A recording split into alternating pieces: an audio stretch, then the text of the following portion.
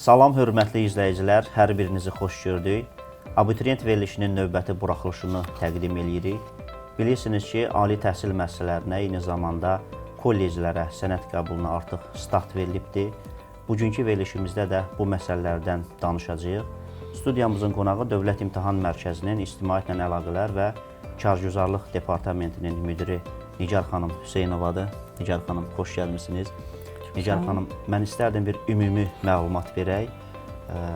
Nə qədər davam eləyəcəkdir ərizə qəbulu, eyni zamanda kimlər ərizə qəbulunda iştirak etməlidir, hansı qaydada ərizə qəbulu aparılır, eyni zamanda abituriyentin elektron ərizəsi necə təsdiq olunur, bax bununla bağlı bizim abituriyentlərimizə, eyni zamanda valideynlərə bir məlumat verəsiniz.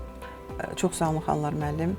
İcazə versəydiniz sualları cavablandırmazdan əvvəl ilk növbədə mən bütün abituriyentlərimizə və onlarla bərabər həyəcan keçirən valideynlərimizə bu qəbul kampaniyasında uğurlar arzulayaq.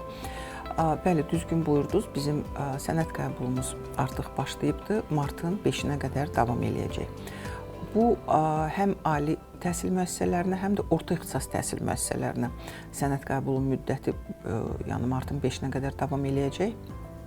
Buna diqqət yetirmək lazımdır ki, orta ixtisas təhsil müəssisələrinə həm 11 illik təhsil bazasından, həm 9 illik təhsil bazasından da sənəd qəbulu martın 5-nə qədər davam eləyəcək. Eyni vaxtda bunlar aparılır. Eyni vaxtda. Ona görə elə birinci mənim müraciətim ondan ibarətdir ki, bizim sayta daxil olarkən həmin o pəncərələr var da, yəni o pəncərələri düzgün seçsinlər. Əgər abituriyent 9 illik təhsil bazasından orta ixtisas təhsil müəssisəsinə, yəni kolleclərə qəbul olmaq istəyirsə, müvafiq o ayrıca bir pəncərədir. Ayrıca pəncərədir. 11 illik təhsil bazasından qəbul olmaq istəyən kolleclərə onların pəncərəsi, belə deyək, linki eynidir ali təhsil müəssisələrindən bir pəncərədir. Ona görə ki, biz şərait yaradırıq. İnsan, əgər gənclərimiz kolleclərə qəbul olmaq istəyirsə 11 illikdən, onlar ali məktəblərə, eyni ərizə, ali məktəblərə doldurulan ərizəni doldururlar. Deməli, təkrar eləyim, martın 5-nə qədər sənəd qəbulu davam eləyir. Kimlər iştirak eləyir? Bütün abituriyentlər, fərqi yoxdur. Bu il məktəbi, orta məktəbi bitirirlər, yoxsa keçən illərdə bitiriblər. Hamısı indi daxil olub qeydiyyatdan keçirlər. Bizə daxil olan müraciətlərdən mən onu deyə bilərəm ki, bu ərizədə ixtisas qrupu seçilmir. Ona diqqət yetirsinlər. Hamı sadəcə daxil olur, ərizələrini doldururlar, təsdiq eləyirlər, sadəcə seçirlər, ali təhsil müəssisəsini istəyirlər, yoxsa kolleclərə qəbul olmaq istəyirlər. Və onu da deyim ki, proqram kifayət qədər sadə bir proqramdır.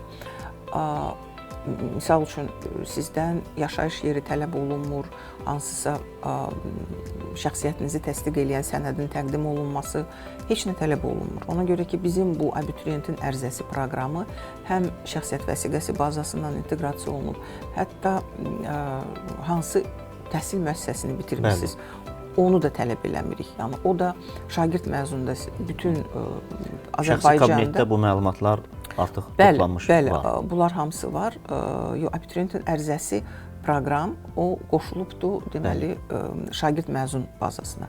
Hətta tələbə məzun bazasına da qoşulub. Yəni, əgər siz, misal üçün, bitirmişsinizsə və yaxud da ki, belə deyək, hal-hazırda tələbəsizsə, ikinci kursun tələbəsizsə, sizə proqram deyəcək, siz ərizə verə bilməzsiniz, ona görə ki, siz ikinci kursda əyani qaydada təhsil alırsınız. Yəni, bax, bu proqramların bir-birinə inteqrasiyası ona imkan verir ki, heç bir əlavə sənəd toplamadan sadəcə evinizdə otura-otura bu ərizə qəbulunda iştirak eləyə bilərsiniz. Onu da deyim ki, ötən ilin məzunları olan abituriyentlərin səfərbərliklə bağlı onların da heç bir problemləri yoxdursa, onlar da yəni bu ərizəni onlayn qaydada təsdiq eləyəcəklər. Yox, əgər onlar səfərbərliklə bağlı o bazada adları varsa ki, onlar çağırışçıdırlar. Misal üçün, bu yaz çağırışında, yaxud yay çağırışında onlar səfərbərlik xidməti tərəfindən cəlb olunacaqlarsa hərbi xidmətə, o zaman onlar da ərizələrini təsdiq eləyə bilməyəcəklər. Deməli, ərizə qəbulu başa çatandan sonra, yəni indi yəqin ki, abituriyentlərimizi maraqlandırır və qrup seçimi nə vaxt olacaq? ərizə qəbulu başa çatandan sonra martın 5-i başa çatacaq. Ondan sonra deməli növbəti aylarda, aprel-may aylarında yenidən ərizə qəbulu açılacaq. Abituriyentlərimiz daxil olub həmin ərizələrində qrup seçimi eləyəcəklər. Əgər təbii ki, onlar birinci, ikinci, üçüncü, dördüncü qruplarını seçmək istəyirlərsə, 5-ci qrupu seçib qabiliyyət tələb edən ixtisaslara qəbul olmaq istəyən abituriyentlər üçünsə, onlar da diqqətli olsunlar. Onlar indi sadəcə 5-ci ali təhsil müəssisəsini seçim eləyəcəklər və növbəti aylarda, aprel-may aylarında, daha doğrusu may aylarında daha doğru desək, qabiliyyət imtahanları üçün qeydiyyat o ayrıca aparılacaqdır. O ayrıca aparılacaq. İndi yəni bu qeydiyyatla bağlı bizim deyəcəklərimizdir. Nigar xanım, bir məsələni mən xahiş edirəm, onu vurğulayasınız. Kimsə bölməsini dəyişmək istəyir, məsəl üçün təhsil alıbdır Rus bölməsi üzrə, amma istəyir ali məktəbdə Azərbaycan bölməsi və yaxud da ki, buraxılış imtahanındakı xarici dili bəzən dəyişmək istəyirlər. Bəli, indi o məsələyə toxunmaq istəyirdim ki, yəni xüsusilə indiki ərizə qəbulu daha vacibdir kimlərə? Əgər abituriyent cari ilin məzunudursa və məktəbdə onun xarici dili qeyd olunubdur, misal üçün, məktəbdə orta təhsil müəssisəsində keçdiyi fən. Ən çox keçdiyi, bəli. Misal üçün, ingilis dilini, bəli, ən çox. Birinci xarici dil deyirik. Ola bilər elə məktəblər var ki, orada ikinci xarici dildə qeyd olunur, amma onlar buraxılış imtahanı verirlər məhz məktəb tərəfindən şagird məzun sistemində qeyd olunan birinci xarici dil üzrə. Və bu uşaqlar, misal üçün, yəni ingilis dilindən bu buraxılış imtahanı verəcək və qəbul imtahanında da həmin o buraxılış imtahanında topladığı bal əsasında müsabiqədə iştirak edəcək. Amma elə abituriyentlərimiz var ki, onlar məktəbdə keçirilən xarici dil üzrə yox, onu dəyişmək istəyirlər. Hansısa bir digər xarici dildən imtahan vermək istəyirlər və onu daha yaxşı bildiklərinə görə müsabiqədə məhz həmin ikinci əlavə xarici dildən iştirak eləmək istəyirlər. Mart ayında keçiriləcək həmin o 9-11-ci siniflərdən danışırıqsa, 9-u və 15-i, martın 9-u və 15-i olacaq buraxılış imtahanlarında onlar məhz məktəbdə keçdikləri xarici dildən imtahan verirlər. Bunu dəyişmək olmaz. Bunun da səbəbi ondan ibarətdir ki, buraxılış imtahanları düzdür. Qəbul imtahanlarının birinci mərhələsi sayılır və qəbul imtahanında toplanılan balın bir hissəsi, yəni maksimal 300 balı məhz bu imtahanda toplanılır. Amma buraxılış imtahanının əsas məqsədi məktəbdə qazanılan, məktəbdə öyrənilən biliyin qiymətləndirilməsidir. Ona görə də məktəb sizə hansı dili tədris eləyibsə, hansı dili öyrədibsə, o dili də buraxılış imtahanında siz verirsiniz. Burada düzəliş eləməyə, dəyişiklik eləməyə icazə yoxdur. Amma təbii ki, siz abituriyent olaraq, yəni şagird olaraq məktəbin keçdiyi xarici dildə imtahan verirsiniz. Amma abituriyent olaraq ali məktəbə qəbulda siz bu xarici dildən yox, digər xarici dildən imtahan vermək istəyirsinizsə, onu mütləq şəkildə indiki abituriyent ərizənizdə həmin o şagirdlər, abituriyentlər qeyd eləyirlər və martın 5-nə qədər olan müddətdə.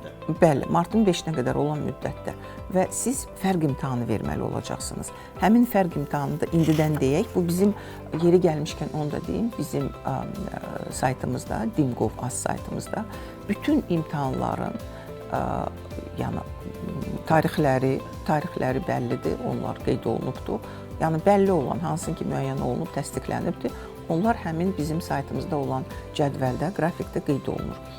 Həmin o qrafikdə qeyd olunduğu kimi, həmin o fərq imtahanı verən abituriyentlərimiz aprelin 19-unda fərq imtahanı verəcəklər. Misal üçün, yenə deyirəm, misal kimi məktəb sizə rus dili qeyd edibsə və yaxud alman dili qeyd edib, fransız dili qeyd edib, birinci xarici dil kimi. Siz gəlirsiniz onu mart ayında həmin o dildən imtahanınızı verirsiniz. Həmin o bal, topladığınız bal, mart ayında topladığınız bal yazılır sizin attestata. Amma siz, misal üçün, ingilis dilindən daha yaxşı hazırlıqlısınız, özünüz əlavə fərdi şəkildə hazırlaşmısınız və ingilis dilindən əminsiniz ki, daha çox bal toplaya bilərsiniz. Ona görə siz bunu ərizənizdə qeyd edirsiniz və sizə aprelin 19-unda şərait yaradılır ki, gəlib həmin o ingilis dilindən imtahan verəsiniz. Və yaxud belə bir məsələ də ola bilər ki, yəni kifayət qədər çox olur belə müraciətlər. Abituriyentlər qəbul olmaq istədiyi təhsil müəssisəsində, misal üçün, tədris dili ancaq Azərbaycan dilindədir. Amma siz rus bölməsində təhsil almısınız. Ona görə də siz yenə də mart ayında buraxılış imtahanı tədris dili olaraq rus dilini verirsiniz. Amma Azərbaycan bölməsinə qəbul olmaq istəyirsiniz. Bəzi, misal üçün, bizim xüsusi təyinatlı təhsil müəssisələrimiz var, orada tədris Azərbaycan dilindədir və tələb edirlər ki, siz Azərbaycan dilində imtahan verməlisiniz. Və yaxud elə yəni, ixtisaslar var ki, orada tədris yalnız Azərbaycan dilindədir. Azərbaycan bölməsi ilə ixtisasların o daha genişdir, daha çox seçim. Daha genişdir, yəni belə bir fikriniz varsa, mütləq şəkildə siz Azərbaycan dilində tədris dili olaraq Azərbaycan dilində verməlisiniz. Ona görə də indiki ərizənizdə siz bölmə olaraq Azərbaycan bölməsini seçirsiniz və yenə də proqram sizə şərait yaradacaq ki, aprelin 19-unda siz fərq imtahanı olaraq tədris dilində, buraxılış imtahanında olan dildən fərqli dildə imtahan verəsiniz. Hər iki dəyişikliyi eləyirsinizsə, deməli aprelin 19-unda gəlib siz 2 fəndən əlavə imtahan verəcəksiniz. Fərq imtahanından danışmışkən bir əlavəni də eləmək lazımdır ki, bizim tədrisi ingilis dilində olan orta məktəblərimiz var kifayət qədər. Həmin abituriyentlər Dövlət İmtahan Mərkəzi tərəfindən keçirilən müsabiqə nəticəsində ali məktəblərə, Azərbaycanda ali məktəblərə qəbul olmaq istəyirlərsə, onlar da mütləq şəkildə indiki keçirilən, martın 5-nə qədər keçirilən sənəd qəbul komissiyasında iştirak eləməlidirlər və onlar bilirik ki, buraxılış imtahanı 2 fənn üzrə verirlər. İngilis dilində riyaziyyat və hər hansısa məktəbdə keçirilən xarici dil ingilis dilindən fərqli. Onlar mütləq şəkildə hal-hazırda ərizə qəbulunu doldurarkən 2 tədris dilindən, 2 bölmədən daha doğrusu birini seçməlidirlər. Ya Azərbaycan, ya rus. Ona görə ki, bizim qəbul imtahanlarımızın 2-ci mərhələsi bu 2 dildən birində keçirilir. Ya Azərbaycan, ya rus. Həmin o bizim gənc abituriyentlərimiz də hansı dildə onlara daha uyğundursa, hansı dili yaxşı bilirlərsə, həmin o yəni qəbul imtahanının 2-ci mərhələsini bizim abituriyentlərin dilindən desək blok imtahanı. Blok imtahanı hansı dildə vermək istəyirlərsə, həmin bölməni indiki mərhələdə mütləq qaydada, mütləq şəkildə seçib təsdiq eləməlidirlər. Ya Azərbaycan, ya rus. Və həmin o seçdikləri dilə uyğun onlar da aprelin 19-unda gəlib fərq imtahanı verəcəklər. Yəni tədris dili. Təkrar edirəm, onlar məktəbdə buraxılış imtahanlarında tədris dilini vermirlər. Niyə? Ona görə ki, onların tədris dili ingilis dilidir. Biz ancaq tədris dilini ya rus dilində, ya Azərbaycan dilində yoxlayırıq. Seçirlər ya Azərbaycan, ya rus. Hətta onlara belə bir imkan da yaradılır ki, əgər ingilis dilini təbii ki, onlar çox yaxşı bilirlər. Onlar xarici dillərini də dəyişib, misal üçün, məktəbdə ingilis dilini xarici dili vermirlər, ya rus dilində verirlər, ya alman dilini verirlər. Dəyişib ingilis dilini seçə bilərlər. Belə bir imkan da var. Yəni, özləri baxsınlar, hansı dildən imtahan versələr, tədris dili olaraq, xarici dili olaraq daha çox bal toplayacaqlarsa, onunla bağlı o seçimi indiki ərizələrində mütləq eləsinlər. Yəni, yenə deyirəm, buraxılış imtahanında verdikləri fənlər bir başqadır, o məktəbin tədrisindən başqadır.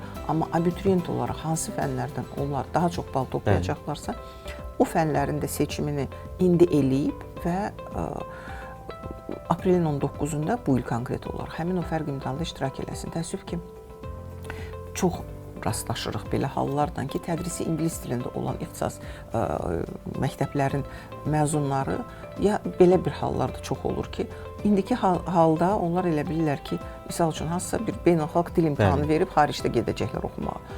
Amma aprel-may ayında ya nəticələrim aşağı olur, ya nəsə başqa bir ailədə başqa planları dəyişir. Müraciət edirlər ki, bəs biz də hamı kimi həmin o blok imtahanlarında iştirak eləmək istəyirik, hansı ixtisas qrupu üzrə. O zaman biz deyirik ki, axı siz tədris dilini verməmsiniz. Məhz tədris dili 3 fənn tamamlanmalıdır. Siz 3-cü fənni verməmsiniz, ona görə biz sizi buraxılış blok imtahanlarının qeydiyyatına, yəni proqram buraxmır bunu. Proqram onu onların qarşısında bir sərt yaradır. Və ötən ilin məzunlarından əgər söhbət eləyiriksə, onlar da, misal üçün, ötən ilin deyəndə keçən ilin məzunudur. Keçən ilin məzunları da mütləq şəkildə indi ərizələrini doldurmalıdırlar. Ona görə ki, bəlkə onlar bilirik ki, keçən ilki onların buraxılış imtahanının nəticəsi qüvvədədir. Keçən il, yəni 2 il qüvvədədir. Keçən ilki imtahan nəticəsi ilə bərabər onlar öz yəni nəticələrini daha da yaxşılaşdırmaq istəyirlər. Ona görə də onlar indi qeydiyyatdan keçirlər. Aprelin 19-da gəlirlər 3 fənn üzrə yenidən imtahan verirlər və burada da onu deyim ki, belə bir hala icazə verilmir ki, mən imtahan vermişəm, keçən ilki imtahan nəticəm qüvvədədir.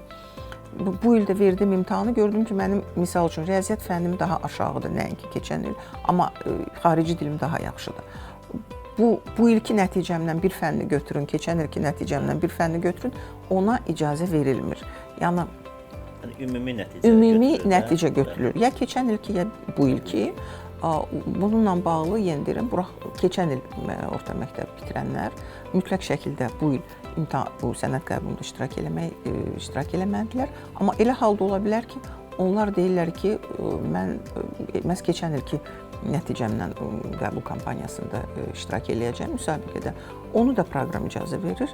Yəni siz qeydiyyatdan keçəndə proqram sizdən soruşur ki, keçən ilki nəticəni istəyirsiniz, yoxsa bu ildə iştirak etmək istəyirsiniz. Siz əgər seçirsiniz ki, bu ildə iştirak etmək istəyirəm, o demək deyil ki, siz keçən ilki nəticənizdən imtina edirsiniz. Yenə də o da qüvvədə qalır.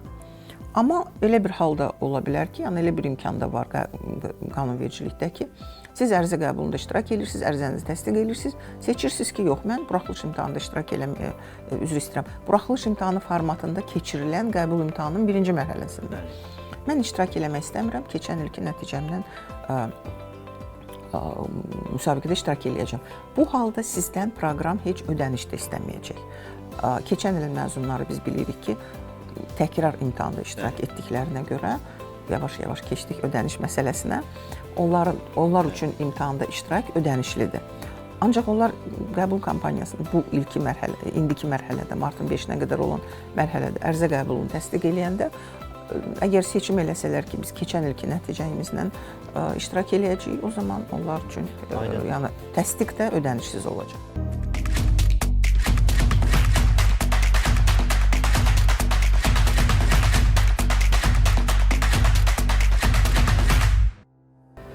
Nigar xanım, abituriyentlərin biz bilirik ki, böyük əksəriyyəti öz elektron ərizələrini təsdiq eləyirlər. Amma müəyyən kateqoriyaya aid olan abituriyentlər var ki, onlar sənəd qəbul komissiyasına getməlidirlər. Bax, bunlar kimlərdir? Sənəd qəbul komissiyaları harada fəaliyyət göstərir? Eyni zamanda hansı sənədlər tələb olunur? Çox sağ olun, Xanlar müəllim, düzgün buyurdunuz. Yəni, abituriyentlərin çox böyük əksəriyyəti heç bir sənəd qəbul komissiyasına getmədən bu ərizə qəbulunun təsdiqini onlayn şəkildə öz evlərindən eləyə bilərlər. Burada istisna yalnız onlardır ki, o abituriyentlərdir ki, onların orta təhsil haqqında məlumatları bizim bazamızda yoxdur. Biz bilirik ki, artıq 12-ci ildən bizdə bütün abituriyentlərin buraxılış imtahanlarından bağlı ki, Dövlət İmtahan Mərkəzi tərəfindən keçirilir. Ona görə onların orta təhsil sənədləri haqqında məlumat bizim bazada var. Bu abituriyentlərin sənəd qəbul komissiyasına gəlməyinə ehtiyac yoxdur, xüsusilə qız abituriyentlər. Ona görə ki, oğlan abituriyentlərin səfərbərliklə bağlı onların o möhlət hüququ yoxdursa, təbii ki, onlar ərizələrini onlayn qaydada təsdiq eləyə bilməyəcəklər. Amma onların hətta möhlət hüququ varsa və onların o möhlət hüququ səfərbərliyin elektron bazasında öz əksini tapıbdırsa, hətta onlar elektron qaydada təsdiq eləyə biləcəklər. Amma misal üçün elə abituriyentlər var ki, onlar 12-ci ildən əvvəl məktəbi bitiriblər. Onların orta təhsil haqqında məlumatı bizim bazada yoxdur. Deməli, onlar şəxsiyyət vəsiqəsini və attestatını təqdim eləməlidirlər sənəd qəbul komissiyasına. Sənəd qəbul komissiyaları deməli Bakı şəhəri üzrə Dövlət İmtahan Mərkəzinin elektron imtahan korpusunda, Memarlıq və İnşaat Universitetində, Azərbaycan Universitetində. Deməli, Bakı şəhərində bu 3 yerdə fəaliyyət göstərir sənəd qəbul komissiyaları və bizim bütün regional bölməmizdə Naxçıvan, Göyçay, Şəki, Xaçmaz, Lənkəran, Gəncə, Şirvan, Bərdə, Şəmkir. Bax, bu bölgələrimizdə, şəhərlərimizdə sənəd qəbul komissiyaları fəaliyyət göstərir. Həmin bütün ərizə qəbulu müddətində. Deməli, yenə təkrar edirəm, bu deməli 12-ci ildən əvvəl bir də xaricdə bitirmiş orta təhsil müəssisəsini Azərbaycandan kənar bir dövlətdə bitirmiş deməli abituriyentlər də onlar da sənəd qəbul komissiyasına müraciət etməlidir. Təbii ki, ona görə ki, onların da təhsil müəssisəsi haqqında məlumat bizim bazada yoxdur. Onlar sadəcə əlavə olaraq həmin o təhsil müəssisəsini orta təhsil müəssisəsini bitirdikləri haqqında sənədi tərcümə eləməlidirlər Azərbaycan dilində notarial qaydada. Həmin o tərcümə ilə bir yerdə deməli bizim sənəd qəbul komissiyalarına müraciət eləməlidirlər. Əgər onlar sonuncu sinifdədirlərsə, bəs onda necə? Yəni o bəli, sonuncu sinifdədirlərsə onlar da bəli, həmin o məktəbdən birinci yarım il üzrə qiymətlərini təqdim edirlər və məktəbin sonuncu sinifində, sonuncu kursunda təhsil almaları haqqında sənəd təqdim edirlər və həmin o arayışda qeyd olunmalıdır ki, onlar məktəbin sonuncu sinifində təhsil alırlar və bitirdikdən sonra onlar ali məktəbə sənəd verə bilərlər. Yəni bu cümlədə mütləq həmin arayışda qeyd olunmalıdır. Bəli. Aydındır Nigar xanım.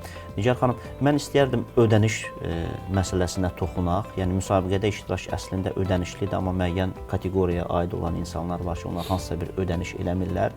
Yəni kimlər azaddılar, hansısa bir bu xidmətlə bağlı bir ödəniş eləmirlər. Bu barədə mən istərdim məlumat verəsiniz və yaxud kimsə ödəniş eləməlidirsə, hansı qaydada onun o şəxsi kabinetinə o pul köçürülməlidir? Çox sağ olun. İlk növbədə onu deyim ki, ərizə qəbulu, yəni bu sənəd qəbulu ümumiyyətlə ondan başlayır ki, bu ilin məzunları üçün ilk dəfə müraciət edənlər üçün şəxsi kabinet yaradılmalıdır.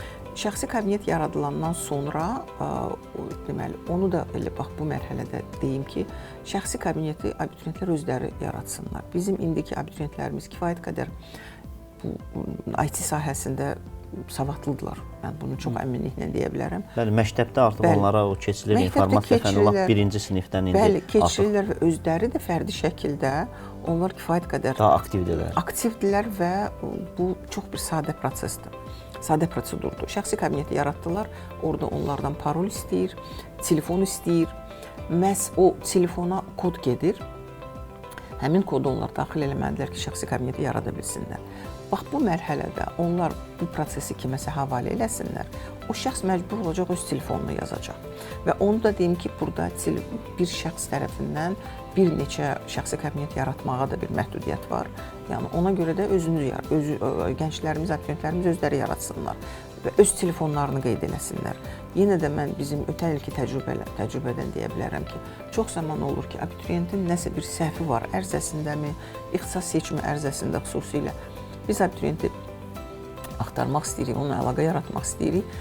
Tamamilə başqa bir insan cavab verir, yadına düşür, özdə bir çətinliklə yadına salır ki, bəli, mən ona ilin əvvəlində şəxsi kabinet yaratdım, heç mən onu tanımıram. Misal üçün, hansı bir internet klubda, əvvəllər vardı internet klublar, indi də məktəbdə hansı bir işçi eləməsinlər, özləri eləsinlər.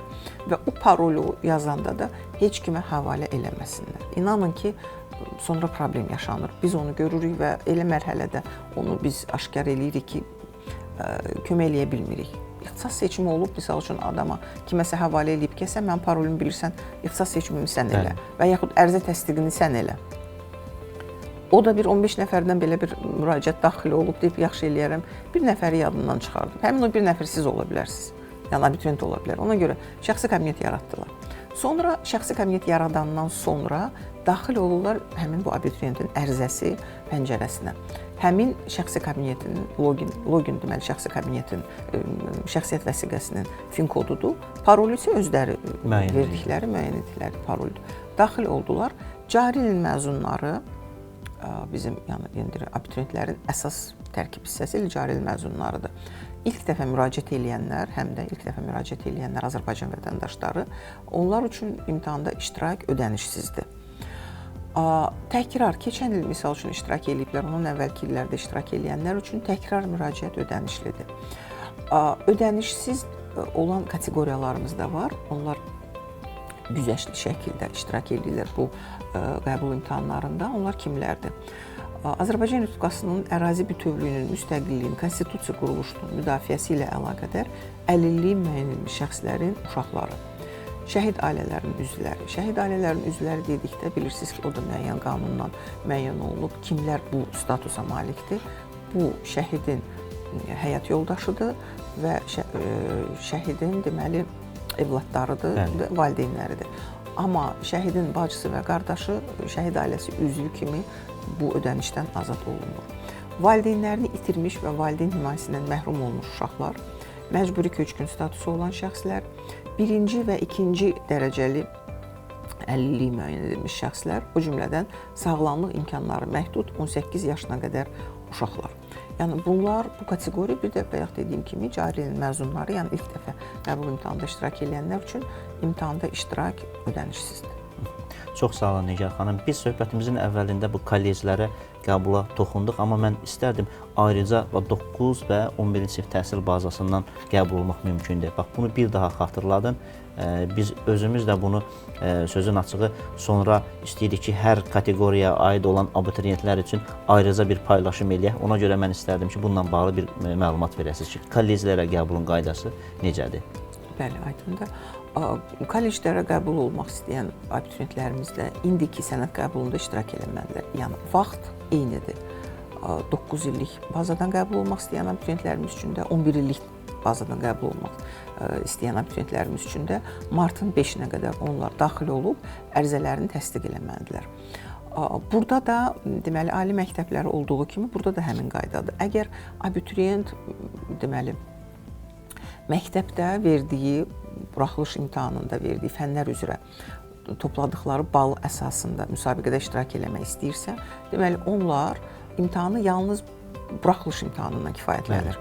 Yəni 11-ci siniflər mart ayında, 9 və 15-də və 9-cu siniflər aprel ayında verəcəkləri imtahanla o imtahanda topladıqları bal əsasında müsabiqədə iştirak eləyəcəklər.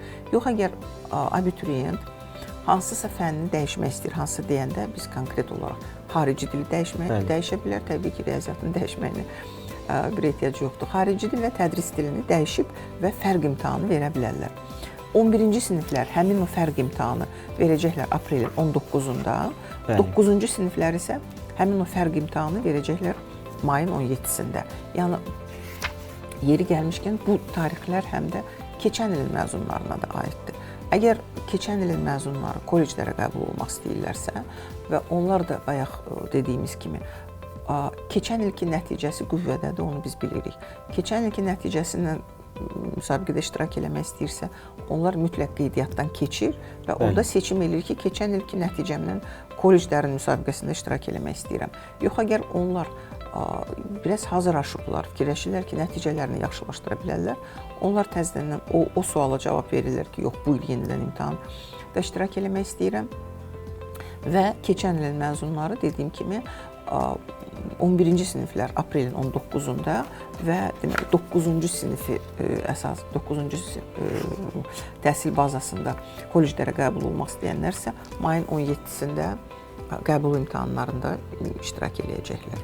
Nigar xanım, bir kolleclərlə bağlı subbakalavrlarla mən qeydiyyatını istərdim, siz vurğulayasınız. Bax, onların qeydiyyatı indidir, yoxsa onlar fərqli bir formada qeydiyyatdan keçməlidir? Bəli, çox sağ olun.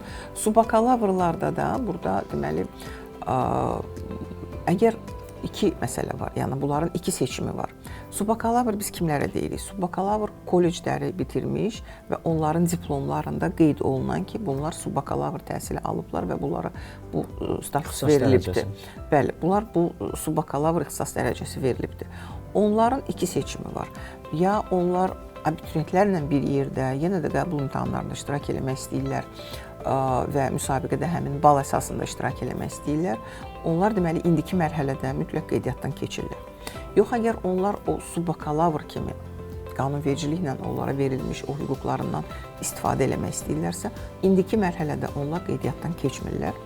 Onlar üçün ayrıca qeydiyyat açılacaq may ayında təxminən.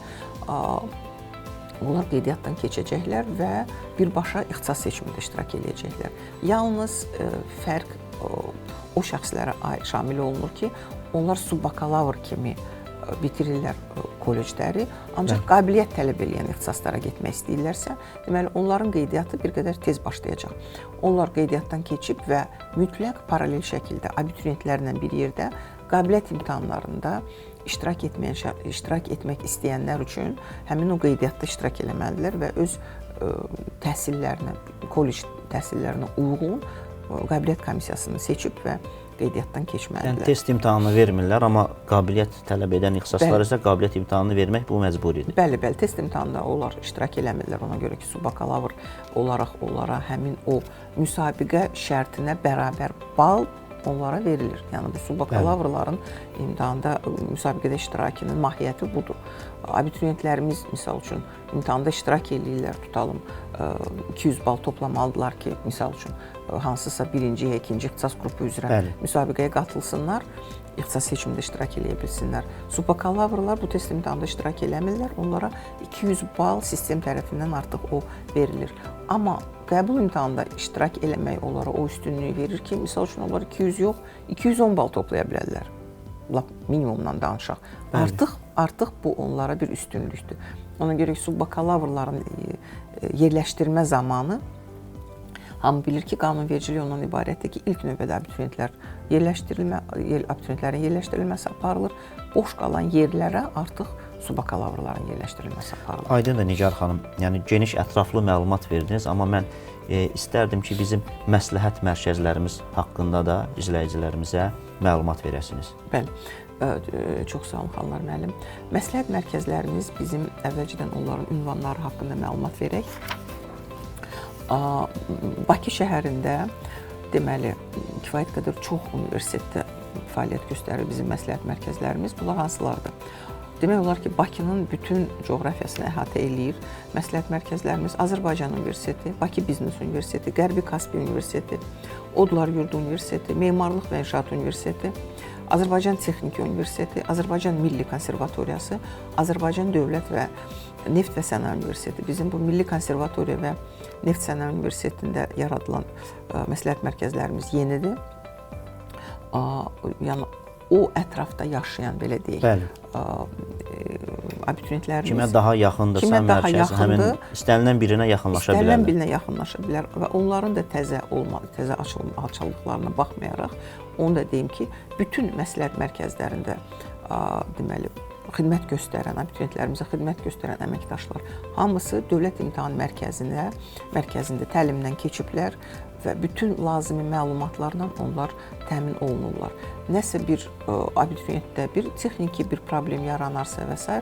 onlar dərhal Dövlət İmtahan Mərkəzinin əməkdaşlarından əlaqə saxlayırlar və həmin problem həll olunur. Bu məsləhət mərkəzlərinin bütün digər yəni o fəaliyyət göstərən mərkəzlərdən fərqi ondan ibarətdir ki, onlar bütün lazım olan məlumatlarla Dövlət İmtahan Mərkəzi tərəfindən təmin olunurlar və təlim də keçirlər və orada onların xidməti ödənişsizdir.